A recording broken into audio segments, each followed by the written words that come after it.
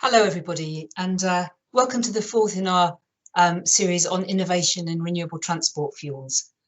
These are being put on with Zemo Partnership and the Renewable Transport Fuel Association, and recordings of this event and slides will be on the Zemo Partnership website in the next few working days. And we've got an excellent lineup of speakers.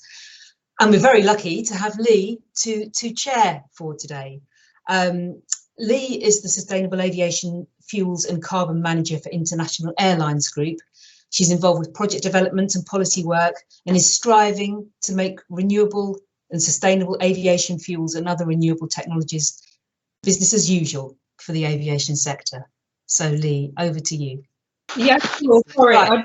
I shall go on mute and contact Leigh. Thanks. Okay, no problem. Apologies, I didn't hear any of that. It was a bit scratchy. Okay, well, thank you, Gaynor and Gloria for the invitation to speak today. So I'm Michelle Carter, I'm Head of Transport at KTN. So I'm going to talk through initially, but just a bit of an overview of KTN for those of you that are not familiar with us, and then a bit about our network, and then cover some of the work that we've been doing in KTN to help build the SAF supply chain. And then I'll end up with some thoughts around mechanisms to enable a sustainable chemicals industry in the UK. So KTN exists to connect innovators with new partners and new opportunities to accelerate ambitious ideas into real world solutions. And we have 200 staff approximately and experts covering a range of sectors and technologies. This provides us with a unique position to connect people to sectors they've never engaged with before, and that sort of enables the acceleration of innovation. Next slide, thanks. So our network is vast and broad, covering a range of sectors and technologies from transport to health, agriculture, food, creative industries, infrastructure, and much more. We therefore have a unique ability, as I said earlier, to operate across sectors and technologies, connecting innovators to areas they have not operated before and build those supply chains to speed up the innovation journey. We also have a group of advisors who operate across all the UK universities, and this provides a sort of really good opportunity to enable us to support businesses and access that knowledge base. Next slide, thanks. I don't know what's happened to the formatting of the slides. We've lost all our corporate branding. Never mind. As we operate across sectors and technologies, we were able to initiate a Sustainable Aviation Fuel Special Interest Group, or Innovation Network as we call them now. The network was a 2-year programme. It was supported by Innovate UK, DFT and Sustainable Aviation. It ran from 2017 to 2019 to build a network of innovators and connect the supply chain. Next slide, thanks.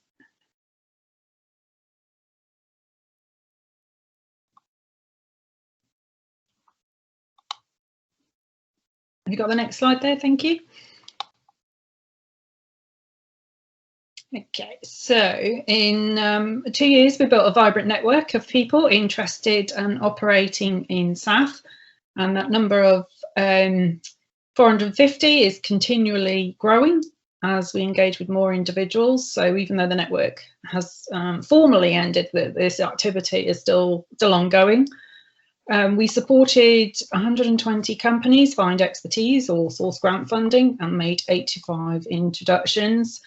And I know Leigh won't mind me saying when she does join us that, and quoting her, she states that the network brought a lot of organisations out the woodwork for her that she was not aware of, and is continuing that dialogue now. Next slide, thanks. So a piece of work we did about 3 years ago took 49 companies we engaged with and looked at the technology and feedstock they used, their target product and the TRL they are operating at. Essentially what this represents for us is the UK potential to develop a SAF industry. So each symbol is a company And for us, I guess the symbols represent sort of pieces of a jigsaw puzzle, so we can start putting those connections together and start building that supply chain. So if you go on to the next slide, thanks. It just gives a bit of an infographic of those 49 companies to summarise it. So 25% of those organisations were using MSW, 24% second generation biomass. 46% of them are using thermochemical process and 18% utilising industrial biotech routes, and 55% of the companies producing high octane fuels, with 31% of the companies operating at TRL 7 to 8. So what we're doing now is a piece of work to revisit this data, just to sort of engage with the companies now, see where they're at. But what we want to do is to expand it and reach out to more companies we know of and expand the data set to truly get a better picture of the UK SAF potential. But obviously it's not just about SAF, these are sustainable chemicals more broadly.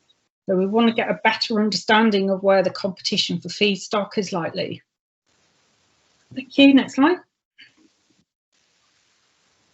So if we look at a future potential sustainable chemical supply chain, we can expect the coupling of multiple technologies, particularly to ensure that any byproducts such as CO2 are utilised in some way, such as using biocatalytic conversion to fine or high value chemicals. Hydrogen sourced from low carbon process will be key in the supply chain, as will meeting the demand in the array of competing sectors emerging and wanting hydrogen.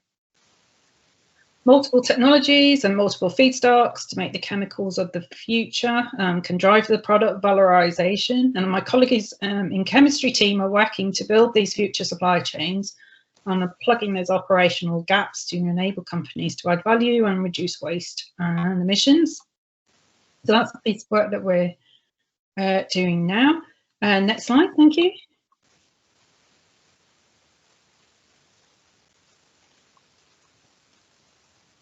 So we've identified 5 priorities that are key to unlocking the sustainable chemical industry in the UK, and probably not a surprise to anybody, but include the availability of hydrogen, as mentioned previously, also the creation of new partnerships across the supply chain to enable product valorization and to include demonstrating the techno-economic feasibility of a process from sustainable feedstocks. The right policy mechanisms will create market opportunities and stimulate an industry utilising more sustainable products and pathways. The competing industries is obviously an interesting one. It presents a challenge as we're unlikely to have enough sustainable feedstocks to cater for all the industries. Some work needs to do on that. A more systems approach to leverage local feedstocks, expertise, need, energy and demand, which are essentially clusters. And from a feedstock perspective, processes need to be robust so as to mitigate fluctuations in quality, availability, variability, volume and contaminants.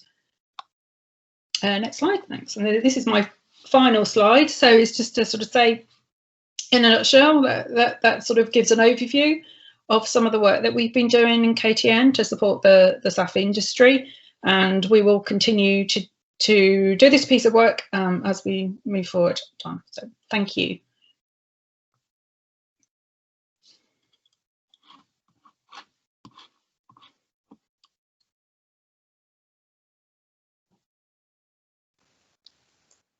Thanks, Michelle. Sorry, guys, that I'm late to this meeting. I was having a horrible moment where I thought my my IT system was playing an April Fool's joke on me, but I'm here now. So happy to see everyone. Leigh Hudson, I'm the Sustainable Aviation Fuels and Carbon Manager at IAG, and slightly late to the party, but here to chair the rest of the session.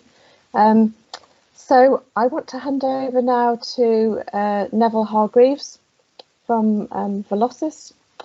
and to say it's my pleasure really to introduce all three project developers to you today.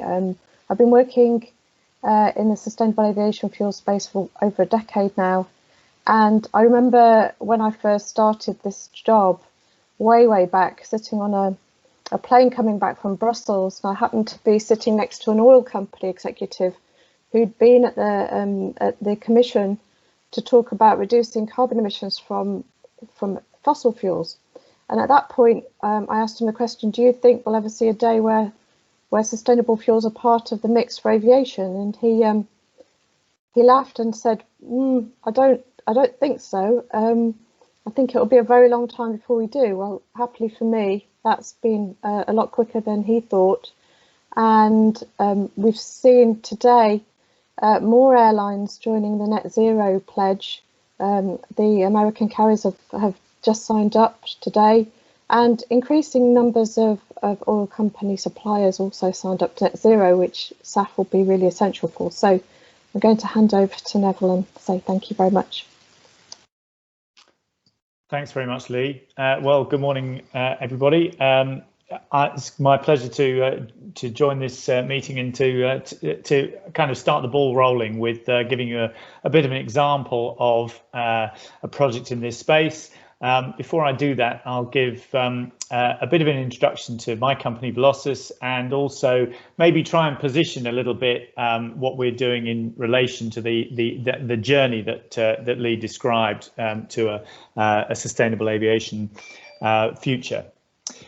So Velocys is a sustainable fuels technology provider. We arose out of two different technology developments, one in catalysis, a spin out from the University of Oxford, and the other in reactor design, a spin out from the Pacific Northwest National Laboratory in the US. What was then Oxford Catalyst bought Velocys in 2008 and subsequently changed its name to Velocys and became an integrated supplier of this technology for making hydrocarbons. And we make hydrocarbons from synthesis gas, carbon monoxide and hydrogen, which allows us in turn to access a wide range of carbon containing feedstocks. We developed that technology over not quite 20 years. We'll be celebrating our 20th year at the end of this year, and gone through, as you see on that little map there, a large number of demonstrations in quite by chance a wide spread of continents. It culminated in a commercial scale demonstration in Oklahoma in 2017-18. You see in that third picture a full scale commercial reactor. So that's what one of our reactors looks like. It's about 5 meters long, 3 meters high, that sort of size. The project we're developing in the UK will have a number of these operating in parallel alongside each other. So that's one of the benefits of our technology, that it's very easy to scale because you don't need to scale up, you just number up. We also license our technology. That's our primary purpose, licensing it to third parties such as Red Rock Biofuels, who are developing a biomass to SAF project in Oregon in the US. It's under construction. But we're also advancing two projects ourselves where we're the developer, one in the US and one using municipal solid waste in the UK, which is the Altalto project, where we're partnering with British Airways. Next slide, please. So in simple terms, we're planning to create what may be the first waste to jet fuel plant in Europe. We're taking ordinary black bag waste, about 500,000 tons of it. So this is stuff that can't be recycled. It's missed its opportunity to be recycled. It's highly mixed and heterogeneous. And the only possible destinations for it today are landfill or incineration. Of course, incineration typically comes with some energy recovery, but that's not a very low carbon way of making electricity. Whereas as a feedstock for decarbonising jet fuel, now we're talking about something that can be really useful. So we convert that through a series of processes, which I'll speak about in a minute, into essentially jet fuel. So it's a product which is chemically more or less identical to conventional jet fuel, actually without some of the difficult bits, the aromatics that cause particulate emissions from aircraft. So it's a really clean fuel. As you can see, it's water white in that picture there. And that's we'll be making enough to power over 1,000 transatlantic flights a year. So that's still a small proportion of the UK's jet fuel demand, but it's a real start. It's a significant commercial plant. So this is a big thing for the UK to move from today, when we have no production of sustainable aviation fuels, to having indigenous production that will replace fossil jet fuel. Now, just to put this a bit in context, next slide, please. Thanks. Sustainable aviation fuel is really critical for decarbonising the industry, and there's been a lot of work throughout the industry in trying to position and understand how we're going to go about this task of decarbonisation. And what this chart does is to look at the three main technologies: electric aircraft, hydrogen aircraft, either through fuel cells or combustion, and sustainable aviation fuels. And what you see from this is that whilst there is significant promise for both electric and hydrogen, both of them are range limited. And so in the long term, we still expect to see hydrocarbon fuels as the mainstay of long and medium haul flight, and mainly because of the advantages in terms of energy density. But the other thing about sustainable aviation fuels is that we can use them today. So the fuel that we're making is or will be making is already approved for use at up to 50%. We expect that number to rise over the next few years, and so we can start decarbonising today. This is very much akin to biofuels in road transport, that there's something that can be used immediately to achieve a carbon reduction without the need to change hardware, either in the aircraft themselves or in the refueling infrastructure. So there are two major benefits of SAF. Next slide, please. Now, as we think about how this is a complex slide, but I've borrowed it from a very interesting piece of work done by the World Economic Forum last year, really looking at positioning. How are we going to get there? How are we going to meet the substantial demand for jet fuel in a sustainable way? And what they identified, and we very much agree with the main conclusions of this, are three generations of SAF. The first is what's in use today, and there isn't a lot of it in the world, but there are such SAF is being made is all being made from waste and residue lipids by a process called hydrogenated esters and fatty acids. So that's a relatively low energy, low cost conversion process, but of course it's starting from a feedstock that's already effectively an oily substance. And the main problem with it is there isn't enough of the feedstock. So to get enough jet fuel to meet the demand would many times over exceed the availability of such feedstocks. So we need to get on to the harder stuff, which is converting carbon that's locked up in solid form, and also in things like industrial waste gases. And when you look at the stack there, you can see there's a much bigger proportion. So something between 2/3 and nearly all of the jet fuel demand could be met by from these sorts of feedstocks. As Michelle said, there's a prioritization question. So, what else might you do with these feedstocks, and is this the right thing to do? I think we certainly see aviation as one of the priority sectors. Maybe chemicals is another. But if you used all of it, then we're getting to pretty close to what we would need. And the two main technologies for converting that are gasification in Fischer-Tropsch, which is what we're using, and alcohol to jet, which is what Lanzatech's using.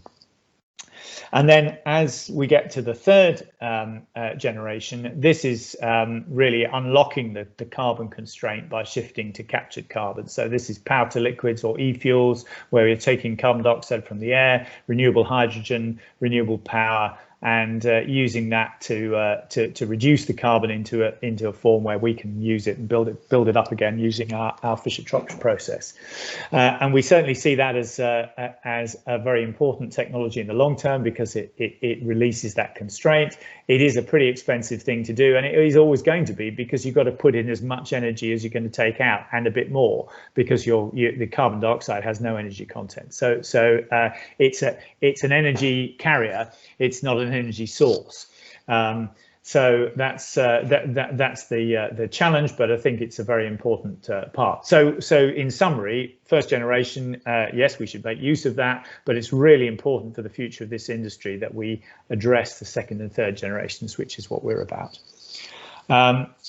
Next slide, please. As I mentioned, the fuel we make is pretty similar to jet fuel, but it isn't quite the same. And this slide illustrates it. This is actually using diesel, which is a kind of close cousin of jet fuel, but the point is the same, that because it doesn't have the aromatics in it, it burns much more cleanly, and that contributes not only to air quality on the ground and for residents around airports, but also to reduce contrail formation at altitude, which is another important aspect of climate change related to aviation. So this fuel can be blended with conventional fuel and used in existing engines today. No modifications required. And in terms of greenhouse gas reduction, just from the CO2, we're targeting about 70%.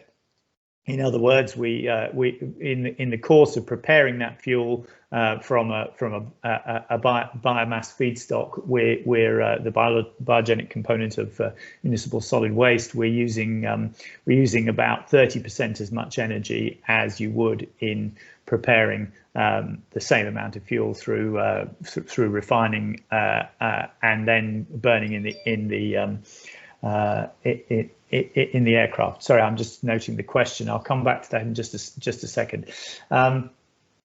And then, but the other thing about this, and you'll see later when I talk a little bit more about the process, is that we produce a side stream of carbon dioxide, and that allows us to save even more carbon by putting that into CCS. So the blend wall of 50%. This isn't like a blend wall for ethanol and biodiesel. It was a conservative approach adopted by the industry when synthetic paraffinic kerosene was first authorized in 2009.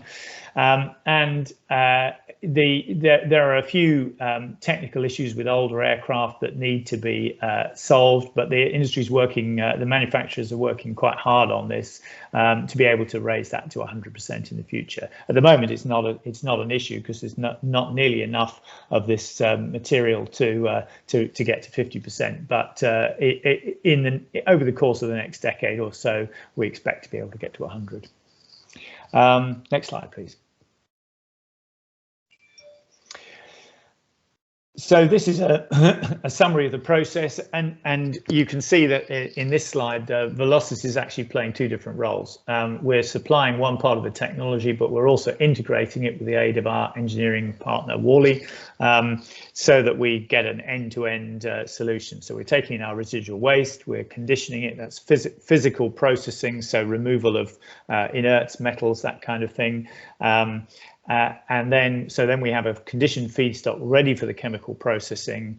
We generate syngas through a gasification process, in this case supplied by a company called Thermochem Recovery International, or TRI. And you'll hear a bit more about them later. And then having made our synthesis gas, we have to clean it and remove contaminants, which we do through a couple of licenses called Arvos and Air Liquide. We also have to adjust the syngas ratio because the carbon to hydrogen ratio isn't the same in the feedstock as it is in the product. And that's what produces our concentrated side stream of CO2 available for use or sequestration. Now, where this plant is very convenient because it's close to the Humber cluster, which is the largest source of CO2 in the UK, about 12 million tonnes a year. And so it seems very likely that a carbon capture and storage cluster will be built in that region, and we'll be able to tap into that. Then we take our conditioned syngas, we put it through the Fischer-Tropsch synthesis, which is our own technology, and that finally we upgrade the product through a hydrocracking and isomerization process to make our fuels. As well as the jet fuel, we also make a side stream of naphtha. So that's a kind of a typical example of a gasification Fischer-Tropsch process. When you hear Jeff from Fulcrum speak, they're using the same gasifier as we are, TRI. Some slightly different processes elsewhere, but this, in essence, this is a it's kind of the classic way to convert a solid woody feedstock that's difficult to extract the carbon from, or a waste feedstock such as municipal solid waste. Next slide, please. So this is a 3D model of our plant at the site in Immingham. It's in a great position, very close to the port. Part of the Humber Energy Estuary, which is a brand made by the local governments and enterprise partnerships to encourage investment into that region. Very much a target for inward investment. There's a skilled local workforce because that's where a lot of chemical plants and refineries are, and so we were delighted that we achieved planning consent middle of last year. That's a very important milestone, particularly for any plant involving waste. So we were very pleased with that milestone. And I think I'm on to my last substantial slide here. So just putting this back in context again. Projects like this are absolutely essential in order to deliver the volume of SAF that the world needs. We have come a long way. And I think we're very well positioned, but to be clear, we can't deliver this project, and I think the same applies to all SAF projects in the UK without a clear regulatory framework enabling us to do that. Today, the Renewable Transport Fuel Obligation provides a mechanism for the support of SAF, but it doesn't give sufficient price stability to support investment today. And so there's a lot of discussion going on between the various producers and other industry participants and the government in order to find a way of creating a mechanism to give some price stability. I should also say that the whole concept of mandating a certain volume of SAF is very much under consideration, both in the UK at the EU level and through ICAO on a global level. And so there's a lot of work going on to try and create an effective regulatory framework that allows projects like this to flourish. That's very important for us. In fact, we can't do without it, but we're well positioned to take advantage of it and work with others to create a UK SAF industry once it's in place. And so I've got a last slide, which just shows the nice picture of us floating above the clouds. That's where we're aiming for. Thank you. Thanks, Neville. Those of us in the aviation sector definitely share that vision at the moment. It's something we wish we could see a bit more of. But anyway, I digress. Thank you very much. And in my swearing at my PC this morning, I apologise. I didn't introduce you properly, Neville. So Neville's actually the VP for Waste to Fuels at Velocys, a fellow chemist, so thoroughly good chap. And thank you, Leigh. And I will say thank you very much, and we can pick up some of those extra questions at the end when we have our panel discussion. So let me move on, if I could, and introduce you to Freya Burton from Lanzatech. I think we need to get a wonderful new set of slides. So Freya and I have crossed paths for many years on the different policy groups across the world, internationally through ICAO and through the EU, and also at the UK level, and Freya's now based out of Chicago, working for Lanzatech, who have the subsidiary company in their portfolio of Lanzatech, dedicated to producing jet fuel for aviation. So I'm going to say thanks, Freya, and hand over. Thanks very much, Leigh. Very early good morning to everybody. It's just gone 5 a.m. here in Chicago. But you'll see we're very much passionate about this subject and happy to share our thoughts about that today. So really, Lanzatech we call ourselves a carbon recycling company, and it's sort of built on the premise that all carbon is precious. Next slide, please. That we need to lock it up and keep it locked up and only use it where we need to. And Neville mentioned this as well in his talk. It's about using carbon in things like fuels, which are hard to decarbonize, and then keeping the power sector as fully renewable. So that's an example of using carbon where we need to. Next slide, please. So as we know, power can be carbon free, but we do need a source of carbon for fuels and chemicals. And the key is going to be where that carbon comes from. Next slide, please. So Lanzatech is based on a technology called gas fermentation. It's very much like traditional fermentation, but instead of using sugars and yeast to make alcohol, we take waste gases and we use a biocatalyst. It's a bacteria, a microbe, that part of its natural biology ferments the carbon in waste gas and makes product. In the core case of our technology, it makes ethanol. It can also make other types of products as well. It's not just about industrial waste gases, so for example, refinery gas and steel mill gases, but we can also take solid waste, and as Neville spoke about previously, we can also gasify solid waste and create a syngas stream and feed it into the process, and our bacteria is pretty unfussed when it comes to what it eats, and it will do exactly the same thing and make ethanol. If we look ahead, and if we look at the current policy landscape, power to liquids, or taking carbon dioxide and renewable power to make fuels, is sort of flavour of the month. This is the future, and this is the direction that we're looking at. And actually, Lanzatech can use CO2 gas streams today when you have a source of clean hydrogen or an energy source. As carbon dioxide, no energy there, so you need an additional energy source to unlock that potential. And as we look ahead, as direct air capture and electrolysis technologies scale up, that's another pathway to take that gas stream, again, feed it in to the process and make products. Now, I'm going to really focus on the fuel side, the aviation fuel side today, about taking that ethanol and converting it into an SPK.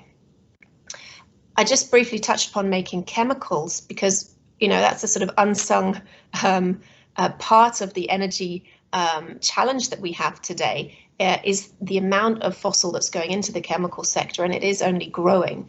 And what we can do is we can make chemicals directly or via the ethanol pathway. And once those chemicals reach the end of their useful life, they can go back into the cycle and be gasified and fed back in. So we're creating this circular carbon economy. Next slide, please.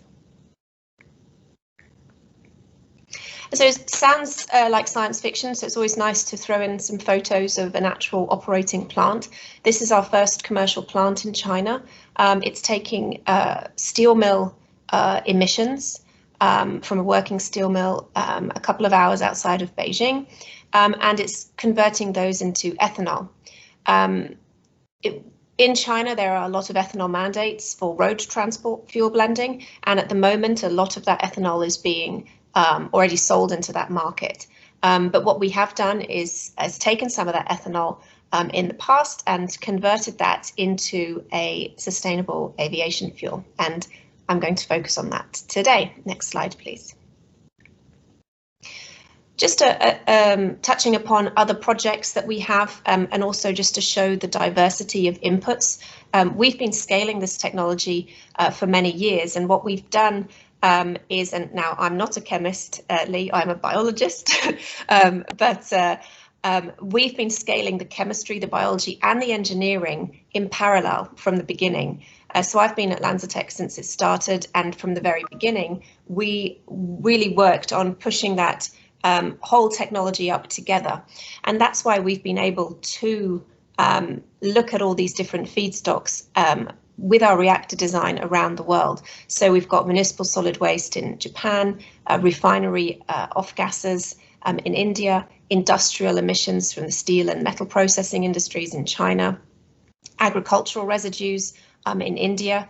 As you know, in northern India, in November, the pollution is incredibly intense because of a lot of the burning of the agricultural residues on the fields. And so this is a way to reduce that pollution and find a new use for those waste streams. And then in Europe, we have a project with ArcelorMittal, the largest steel company in the world, to sort of attach our technology to their flagship steel mill in Belgium. Now, we don't have a project in the UK here, but that's what we're really looking to do on the sustainable aviation fuel side. Now, if you think about this, it seems a lot of plants, but if we looked at that waste and residue feedstock stream in total, we'd be looking at the equivalent of about 1 trillion litres of ethanol. If we could access all of that feedstock, ignore these plants, but just all of that feedstock globally. So you might think, why on earth do we need that much ethanol? And the reason we think ethanol is a good thing to have is because we see it as the substrate of the future. Next slide, please. I'll come back to the questions on the bacteria in a minute. So ethanol is really a sort of a broad sweeping feedstock that can come from multiple feedstocks. So it can be a regional choice, as I mentioned. Next slide, please.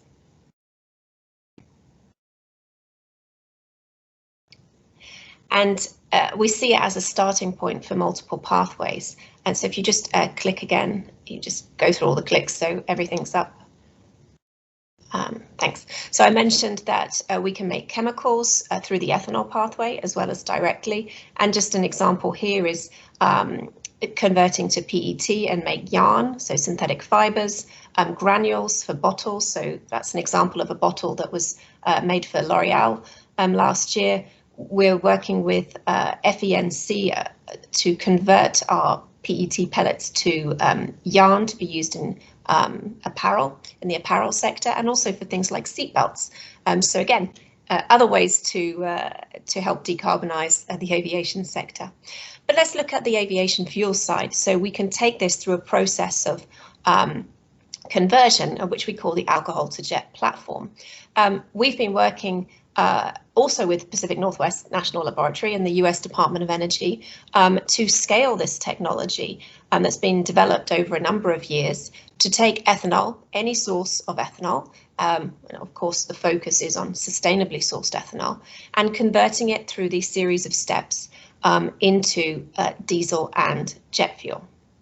As you can see, some of the photographs here, in 2018 was our first flight.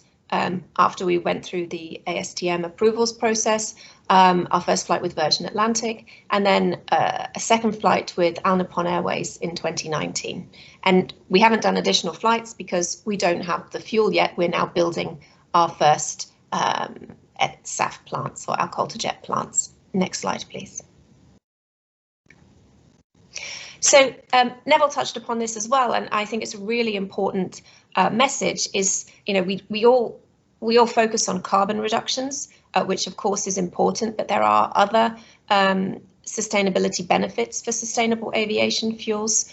And this is just another way of showing that contrail reduction, that soot and particulates can be reduced through the use of sustainable aviation fuels. And this was a report done by National Research Council in Canada using a number of sustainable aviation fuels, including Lanzatech's alcohol to jet SPK, that showed that reduction in contrail formation. Next slide, please. And so, as Leigh mentioned, we have spun out our jet fuel capability into Lanzatech. And really what we're doing now is we're building our first plants, one in the US, in Georgia with support from a US Department of Energy grant. And we're also looking at a project in the UK, in Wales, and additional projects around the world. What's interesting to note here is, we talk about the urgency of getting those volumes of SAF, and one of the really difficult parts is obviously getting funding for that and investment, especially when the policy landscape when the policy landscape is perhaps uncertain. And so the big challenge is getting steel in the ground and building up those plants. And so really what's important is securing capital up front. And so what we did with the Lanzatech spin out is use a model used really in the pharmaceutical industry in getting commitments from investors initially, and then as we scale up and build our demonstration plant, once we meet the sort of KPIs of that plant, we can do a cash call for the next tranche for the commercial plant and do the engineering for the commercial plant in parallel. And this really reduces the time needed to get to scale, instead of raising money, doing a demo, meeting your things, and then raising money again, and then building the commercial. And I think we need to think about how to approach financing, especially for SAF projects, in a way like this to really reduce that time so we can get steel in the ground and the volumes produced. Next slide, please. Move on. Yeah, thanks. That's great. Next slide.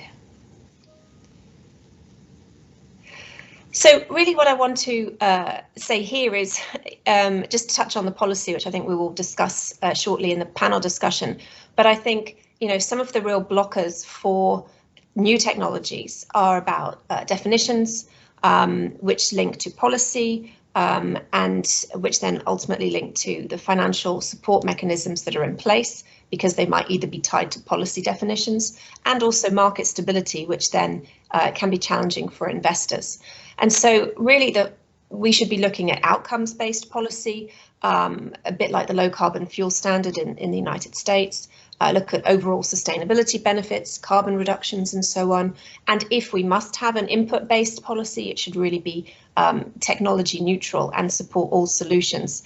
As you saw in the previous presentation, we need all solutions to get to where we need to be. And then, environmental concerns are a key issue, especially in view of some of the challenges that arose from previous technologies in the fuel sector. And so there is a lot of hesitancy about rushing, or the perceived rush to get new technologies to market. But I think we must act with some urgency and collaborate to address any concerns. And if it fails, and if there's a problem, then we move on and we improve. But at the moment, there are sort of frameworks in place that don't even let new technologies begin to start getting down the cost or the carbon curve to improve, because they can't secure the investment to start that first plant. And so that's something that I think is really important, that needs to be addressed. Next slide, please.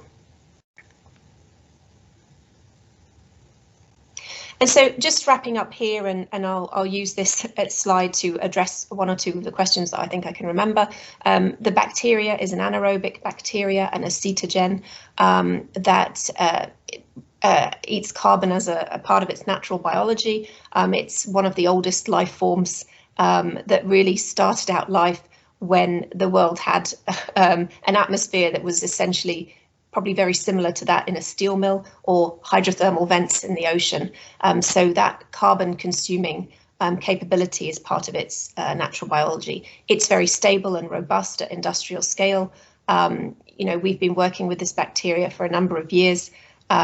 When we started working with it, and you can get bacteria from a bacteria library, believe it or not, it didn't want to do anything we wanted it to, but sort of through a process of trial and error in the laboratory over the years, we've now got a strain that really likes dirty waste gases, thrives on them. It doesn't need specific temperatures or pressures and things like that. It's a very industrially robust and stable bacteria. And I think there was just one other point about what is sustainable ethanol. We would be looking at the whole supply chain of how the ethanol is sourced, what the feedstock is, looking at the overall sustainability profile. And actually that's a good point for me to talk about the importance of chain of custody and working on certification of facilities and processes and throughout your supply chain. And Lanzatech's been working with the Roundtable on Sustainable Biomaterials, RSB, for a number of years, looking at that. And with that, I will stop. Thank you. Thank you so much.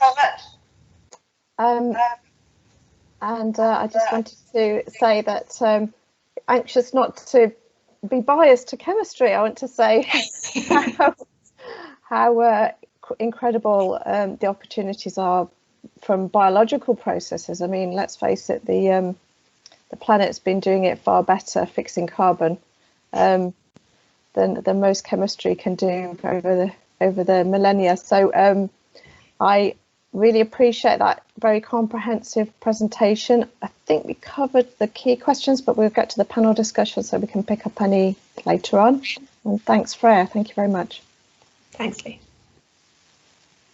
So we're going to move finally to Jeff Ovens from Fulcrum.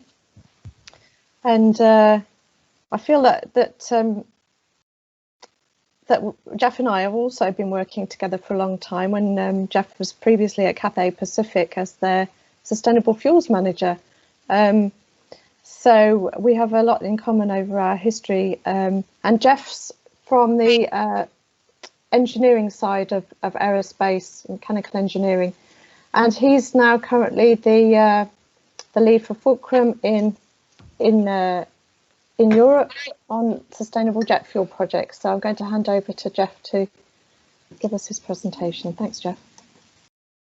Thank you, Leigh. Well, you've heard from the biologists and the chemists, so now it's the engineer's turn. So I'll try and keep the audience as engaged as an engineer can.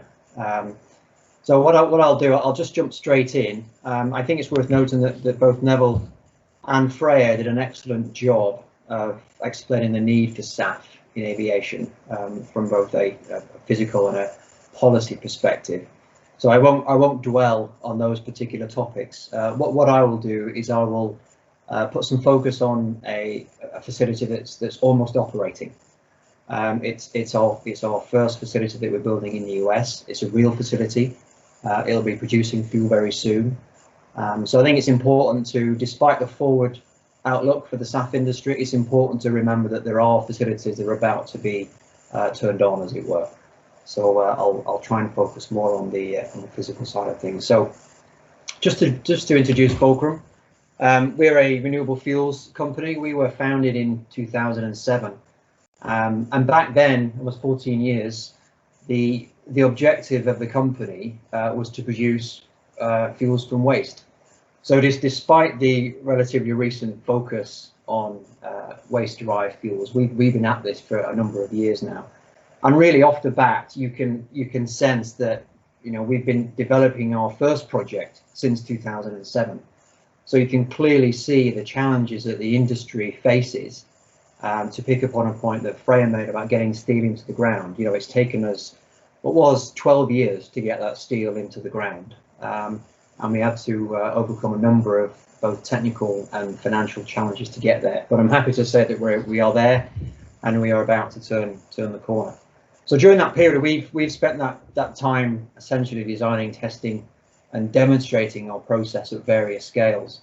And because of that robust approach to project development, we've been very fortunate to attract what we argue is a bunch of really blue chip investors that cover the entire waste to fuel supply chain, which I'll touch on in a later slide. So we're very fortunate to have all of those industries on board.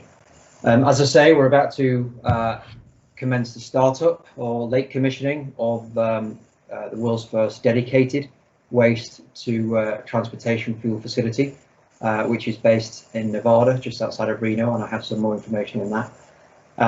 Bringing it back to the UK momentarily, some of the equipment that we use in that facility is designed here in the UK, specifically the BP Johnson Matthey Fischer-Tropsch technology that we'll be using. We're not stopping in North America. We do have several facilities underway in terms of development in North America, again, which I'll touch on later. We're looking also in the UK. The UK is a key market for us strategically, and we also have interest in Australia and Southeast Asia as well. So we're really advancing our development activity, and specifically once Sierra, which is the first project in Nevada, is called. Once that's operating, we can then accelerate those development projects. Next slide, please.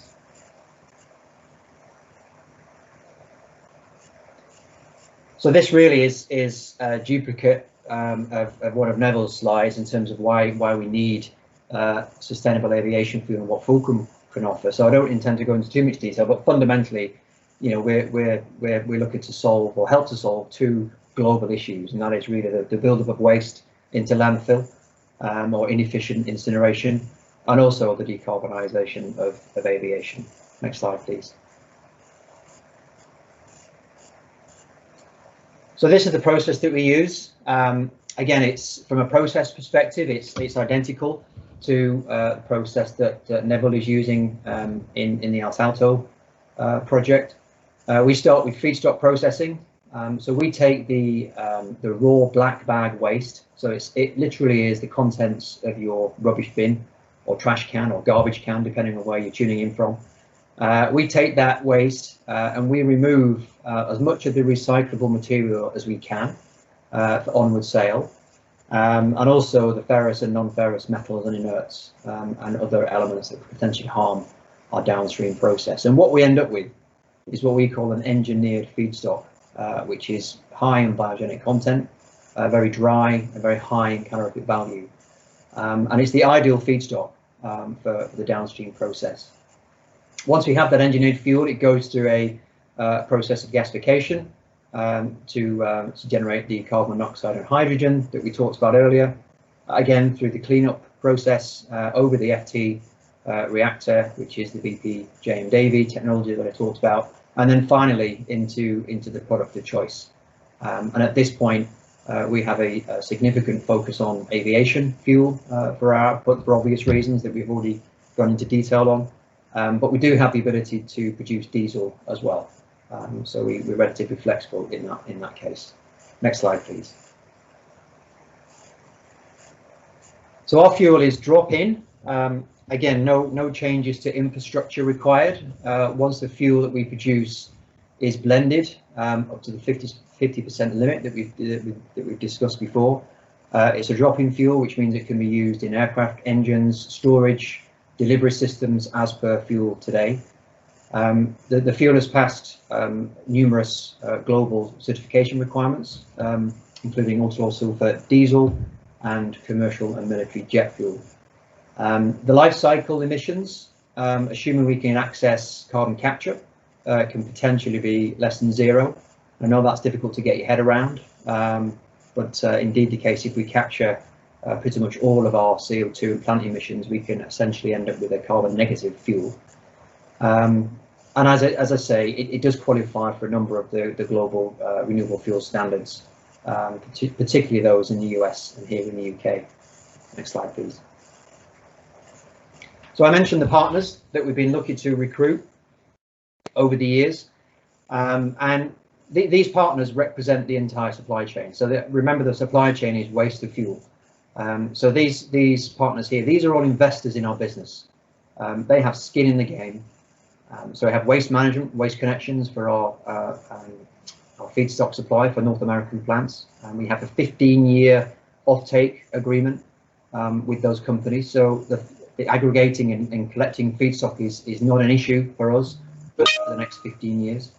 In the middle, we have the refining capability, and Marathon and BP, who are providing some input to those aspects.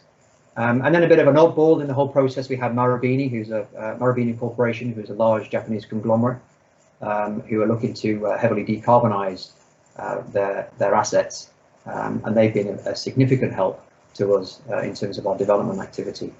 And then at the other end of the scale, the users, we have the Cathay Pacifics, Japan and United as the end consumer. So again, all of these people have invested in the business.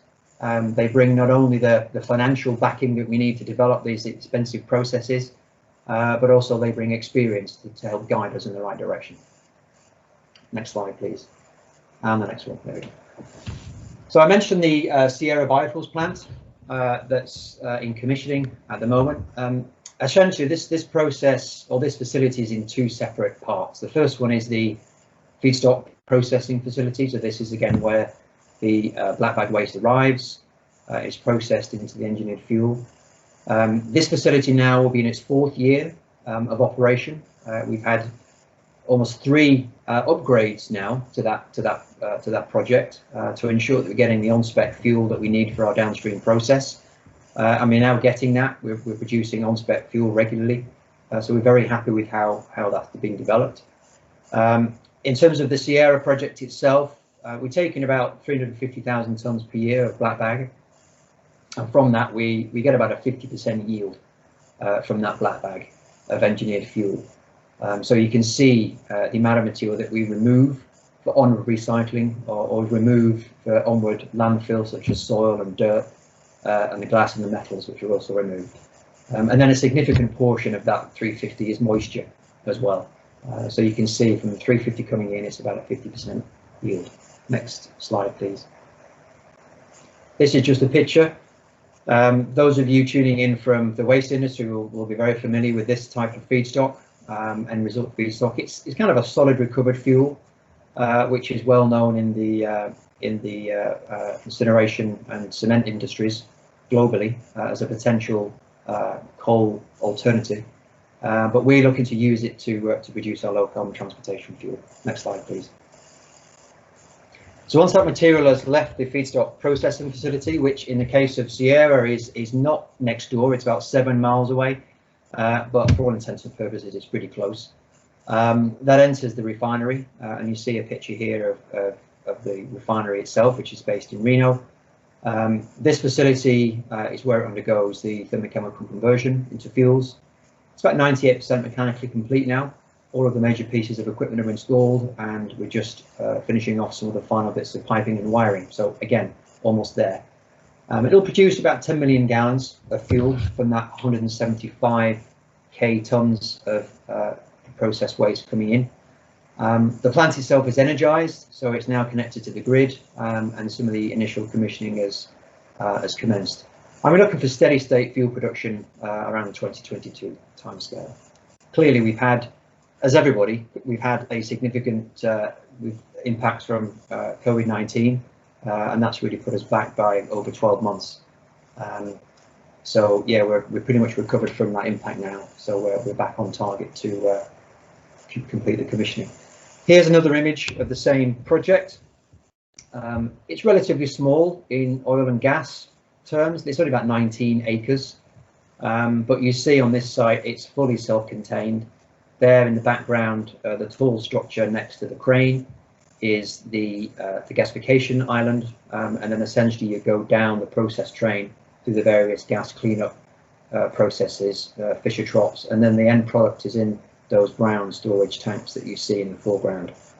Over on the left is where we produce our industrial gases, and the large building in the background there is where the dried feedstock comes in, and then it's transported up the conveyors that you can just about make out in the background there. Next slide, please.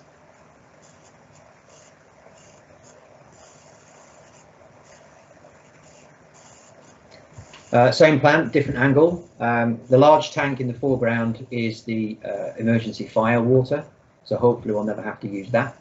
And you can see the conveyors there that are taking the prepared feedstock up to the top of the gasifier, and then, as I say, once you're in a gaseous form, it continues down the train to the end, where we have the finished product. Now for Sierra, at this point, we're only going as far as a Fischer-Tropsch liquid product, like a wax, which will be upgraded to aviation fuel at another location. The only reason why we're doing it elsewhere is because for the first facility, again, this is the first of its kind, it's about demonstrating the waste to FT liquids process. Once you have FT liquids, going from FT liquids to jet fuel or diesel fuel or naphtha is industry known. It's nothing we have to demonstrate. So we didn't need to install that equipment on the site. However, there is space for it should we choose to do that at a later stage. Next slide, please. I mentioned the global development program that we have underway, and this chart here clearly with a focus on North America. The Sierra Biofuels is in red on the left-hand side there, and we have a number of other projects at various stages of development. The most advanced after Sierra is in Chicago, Indiana, and then close behind them we have Houston and also the project in the UK, which we'll talk about. But we also have a number of projects elsewhere in California and also in Washington. Next slide, please. And again, thank you. So moving closer to home, we announced in February, in fact, our first non-domestic waste to fuel project. This is what we call Fulcrum Northpoint. It's situated within the SR manufacturing complex at Stanlow. Again, it's a few years away, but we've got a lot of work to do before we get there, as Neville and Freya will attest. We should be operational by 2026, all being well. And a key point really for Fulcrum in particular is that we're very close to having an operating facility, and we already have a rather large file of lessons learned from that project, both in terms of how we financed it, how we've constructed it, and probably how we'll operate it. So all of these lessons learned will be unique to Fulcrum, and we'll be able to roll all of those in to any project that we do here in the UK. So again, we're feeling very confident that we can minimise any associated first-of-a-kind startup risk, because even though this will be our second or third project, it's still technically a first-of-a-kind, specifically for the UK, but we feel like we can be able to mitigate as many risks as we possibly can, thanks to having that first one that will be operating soon.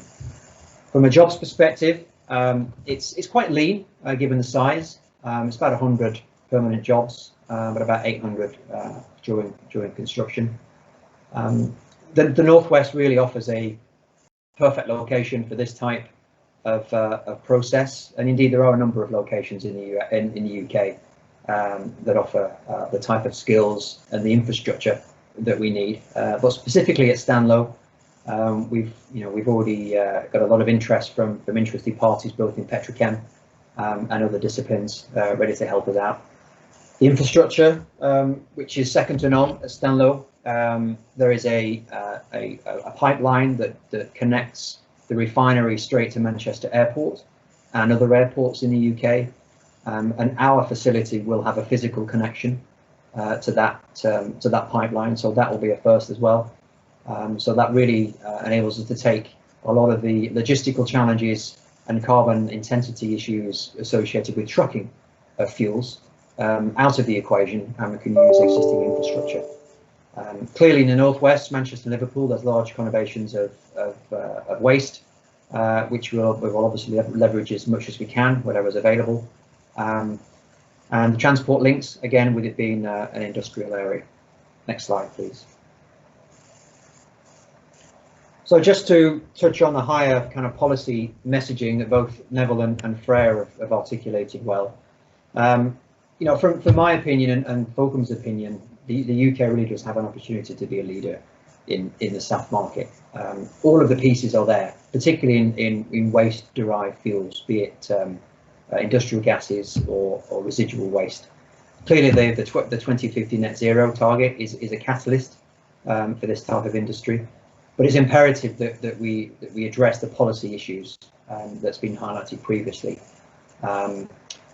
The RTFO and inclusion of aviation in the RTFO, few years ago is obviously welcome, and that was what fundamentally attracted Fulcrum to the UK in the first instance. But that in its own right is not enough to help get these first facilities up and running. It's important that we focus on a stable revenue for these projects in order to get the financing in place that we need. So again, just to summarise, the full potential of a UK SAF market will be realised until these new implementation policies are in place. Otherwise, it'll take a long time, and we don't want another 14-year origin to build phase that we had in Sierra. That's just not going to work. But on a positive note, there has been some recent announcements by the Department of Transport on recycled carbon fuels that's out for consultation. That is warmly welcomed because, as was mentioned by one of my previous speakers, waste is not 100% biogenic. There is a non-biogenic portion to that waste that currently is incinerated or landfilled, and it really should be taken advantage of and converted into high-value products, very much like what Freya is doing. So we welcome the recent announcement by the department, but there are still lots of issues that we need to address going forward. So with that, I'll close and hand back to Leigh. Thank you.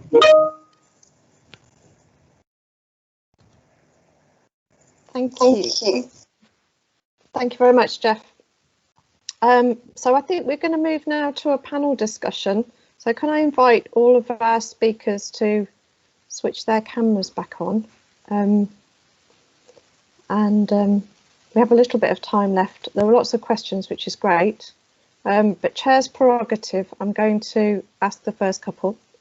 So Michelle, your work in KTN and with Innovate UK is really targeting the SME community and that innovation space.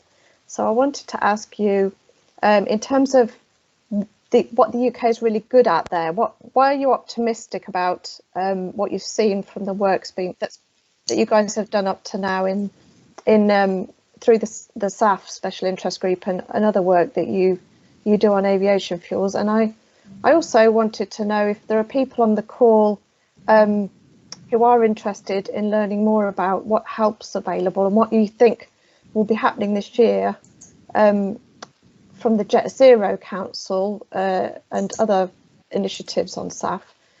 What you think is out there for new entrants that are interested in learning more about SAF and understanding what's needed? That's a really long question. I'm sorry. I hope you got all the bits of that. Yeah, that's a really long question.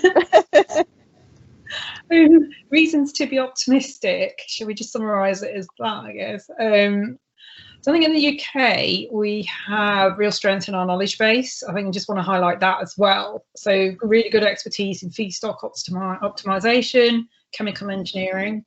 There's some centres of excellence in sustainable chemicals, such as York, Nottingham, Swansea, Norwich, and also through the Industrial Biotechnology Innovation Centre in Scotland.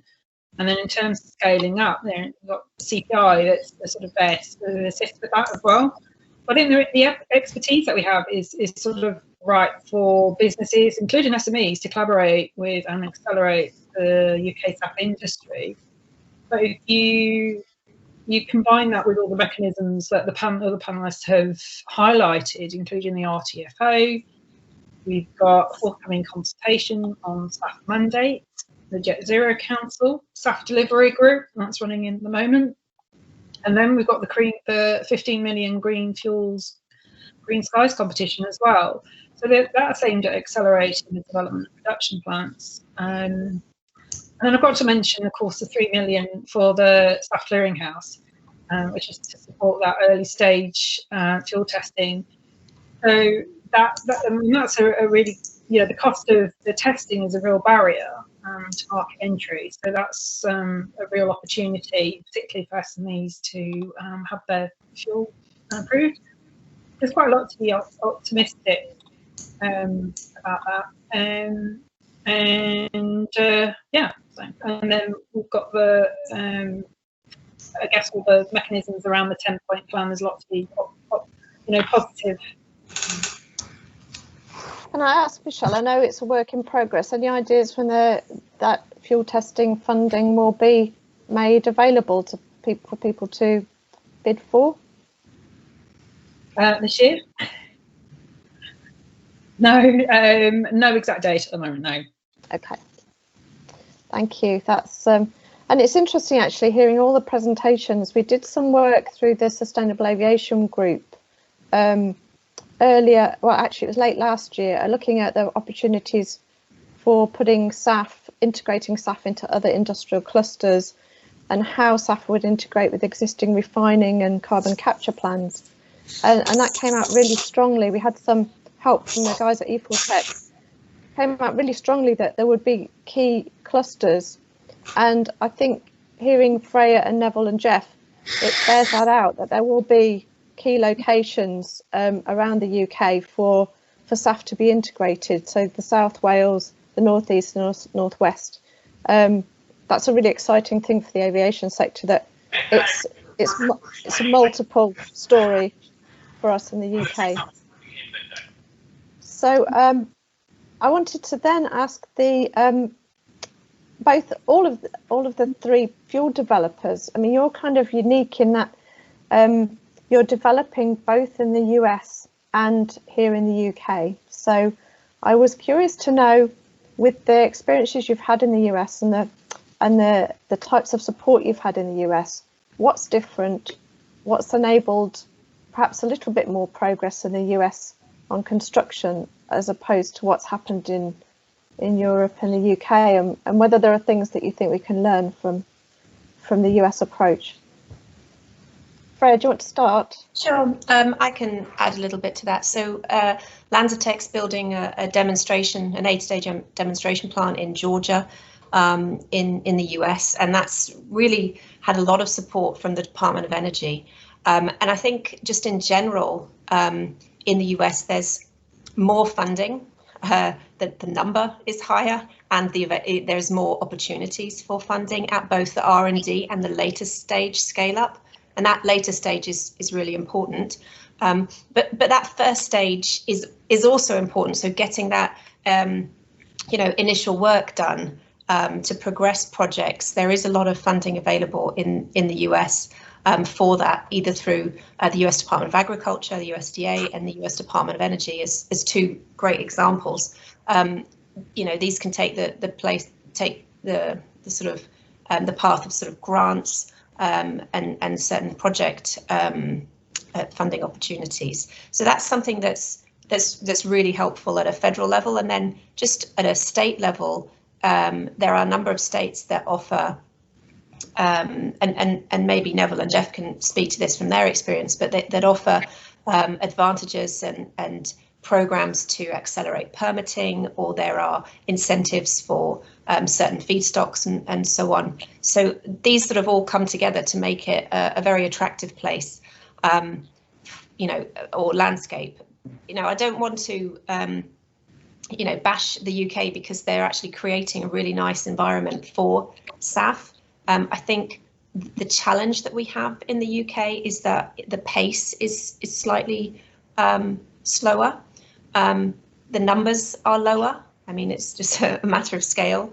But the challenge is, the speed at which funding can be available is causing some bottlenecks for certain fuel developers to progress here, especially if there's two stages of funding for a competition, for example, where one part can be unlocked and then the second might have to wait for a longer period of time, at which point a fuel developer might find it better to be working in another country. So I think it's just the pace and the availability of funds that are some of the observations we've had. Thanks, Freya. Jeff, with your Sierra project, is that a similar story? Yes, it is. It's exactly what Freya was talking about. I mean, we've been very fortunate over the years to secure various types of assistance from the same entities that Freya mentioned, the DOE, USDA in terms of loan guarantees. But again, it's the orders of magnitude that are important. I mean, to develop one of these projects, specifically our process from scratch to commissioning, is about 20 million. So when it comes around to, and that's assuming you've done all of the development to begin with, that's just to build a commercial size facility to get it to the point of construction. So these grant support mechanisms, it's great to see the latest one from the DFT, but in the grand scheme of things, it's not really going to affect things too much because the numbers are relatively small. I mean, in the US, we get operators through the Biorefineries Assistance Program are getting $40 million grant levels of support, spread over the entire period, of course. But it really accelerates the development activity associated with these plants. And there are a number of examples in North America that have leveraged these types of support mechanisms, in one, Red Rock being another. But yeah, they've really proved helpful in securing finance as well. We had the option to take a USD Department of Agriculture loan guarantee. It was over $100 million guarantee, which we could then take to a commercial bank to get a guarantee on that. And it's these type of mechanisms that really we need in the UK to be able to accelerate the development activity.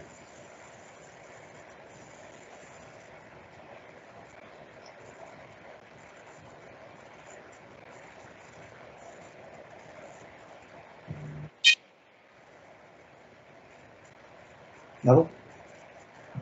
Thanks, Jeff. Were you waiting for me to say something? My internet just dropped out briefly for a second, Neville. Sorry, I was going to ask you about carbon capture support in the US as well. Yes, I think that was what I was going to pick up on. So, and one of the questions was about the difference between the low carbon fuel standard in California and the renewable transport fuels obligation. There are a couple of well, fundamentally, the low carbon fuel standard is a carbon dioxide reduction mechanism rather than a volume mechanism. And there are some advantages and disadvantages of each of those. But in particular, if you have the opportunity to deliver negative carbon emissions through CCS, then a carbon reduction system where you get a greater benefit if you do a deeper decarbonisation is very handy. And in the US, that's also complemented by the 45Q tax credits for CCS. So there is an extra kind of level of support for deep decarbonisation in the US, which is not yet present in the UK. Now, there's a lot of work going on to develop the business models for carbon capture and storage in the UK, not just for aviation fuel, but for right across the industrial spectrum. So we're not operating it's not as if we're starting from scratch here, but I agree with what Freya said, that this all really needs to move really quickly in order to get the job done. Muted, so I keep forgetting to unmute. Right, so can we stay with some of the CO2 questions that we've had, because we've had one for you, Jeff. Do you have plans for the CO2 from your plants? Yes, we do. One of the attractions to the Stanlow site is they currently have the UK's leading CCS project, which is HyNet, high deploy, which is for the production of blue hydrogen by CCS, and they're looking to decarbonise the entire Northwest through that facility. So that, again, we've been looking at that project for a number of years now, and we're excited about its progress. So yeah, we do have solutions to store our CO2 emissions. And we've got a related question from Paul, which is about building CCS for carbon that's being recycled back into the atmosphere from SAF. Can I just ask, Paul, is that from aircraft or is that from the actual manufacturing facilities? If you can pop your camera on for a second, if we still have him. Maybe not. I think I can perhaps take the question about carbon that's actually emitted during flight, and obviously a lot of the carbon that we're talking about here will be biogenic carbon, so it achieves the kind of net CO2 aim. But it's definitely an area that aviation is starting to get more involved in. Our Sustainable Aviation Group here in the UK, Carbon Engineering is just about to join, which some of you may know is a Canadian carbon capture company.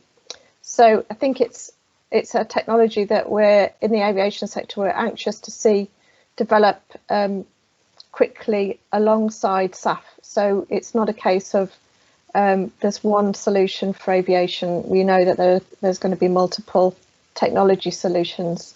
So let me go back to the questions. We had a couple for you, Neville, from your earlier presentations about what percentage of output would be jet.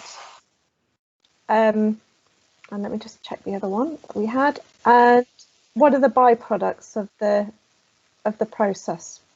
Yeah, so it's the fuel slate's about 70% jet and 30% naphtha, and naphtha is it can be used for chemical manufacture, but what we're actually expecting to do with it is to blend it into petrol.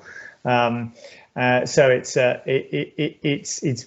naphtha is already blended into petrol in as part of the standard blend of petrol in the UK, or gasoline, and so that's the likely disposition, and that also enables us to qualify for renewable transport fuel certificates. And then the question about byproducts, well, essentially those are the only two products.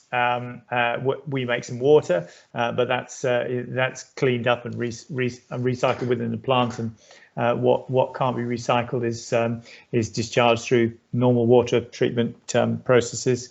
And we also make some gas, but that's recycled, used for energy use in the plant. So really, it's only the two liquid hydrocarbons that we have to focus on, which I've just described. Thanks, Neville. Thank you, Neville. There's a question for you, Freya. What are the advantages of the gas? I presume it's the gas capture route versus a conversion of CO2 to fuels, power to liquid type technologies? Well, I would probably start by saying we actually have a power to liquid pathway as well. So, our technology is very flexible, and it can do the sort of run the gamut of the different inputs, including carbon dioxide plus an energy source like green hydrogen. Or if we're using electrolysis, we can take that carbon dioxide and convert it into carbon monoxide and feed it into our process as well.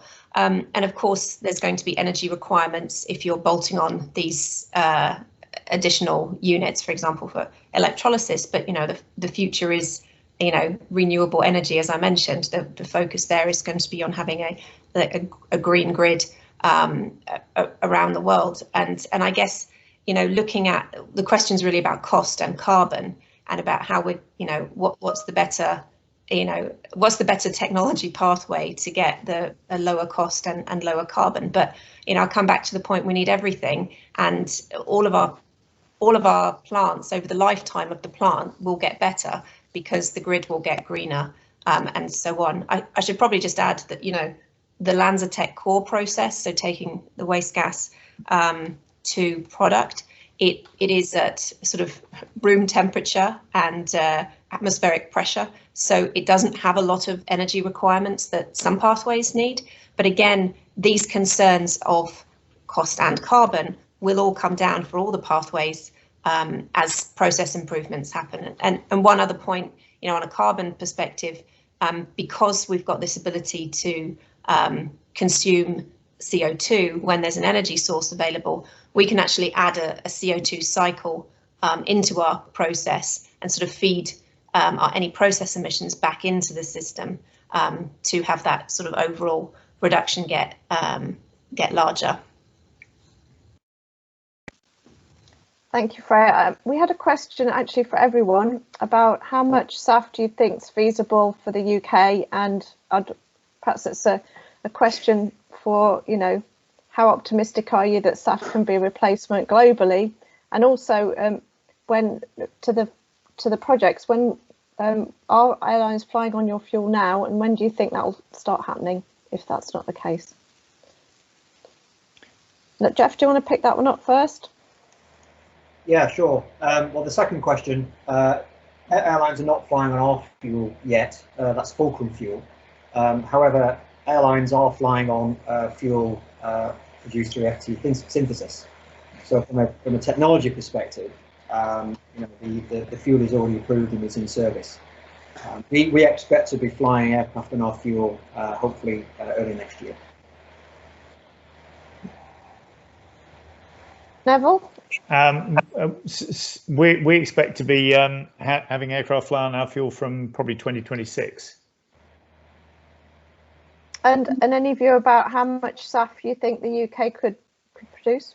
I mean, it's really about how quickly we can scale these, we can get these plants into production, isn't it? It's you know, the feedstock is there. It's about how fast can we scale. And if we think about our UK facilities as being operational in kind of the mid-decade, all three of us in the around about the middle of the decade, then it's kind of, well, how quickly can we apply capital and scale up from there? I mean, you'd like to think it was we'd be able to get to several 100,000 tonnes by 2030. I mean, it really is. It's a slightly how long's a piece of string question, because it's so much dependent on when we start. It's like there's a certain speed at which you can add plants each year, and this applies, I think, to all of us. But it really depends on when we do the first ones.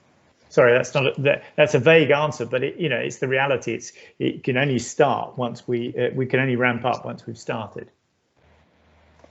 Yeah, and I can add from the sustainable aviation work we've done, that's highlighted about a third of our fuel could be self-produced by 2050, and that was a bottom-up analysis looking at investment and taking the sort of scale-up rates that we've seen in other bioenergy sectors, but obviously there's a difference between the technical potential and the amount we can actually, as Neville says, it's all about investment and deploying that capital.